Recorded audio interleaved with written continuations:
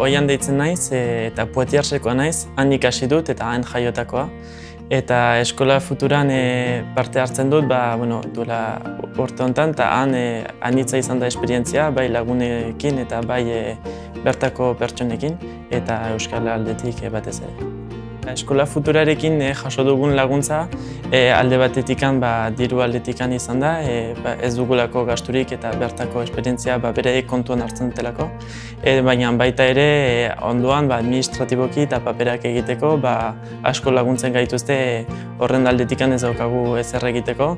Eta ere baita beharrezkoa balin bada behartan badaude pertsonak guri laguntzeko, badaukagu barnetegian bertan pertsona bat kontaktua daukana, eta bestela beharrezkoa balin bada badakigu zein deitu eta badakigu norbait dagoela guri laguntzeko.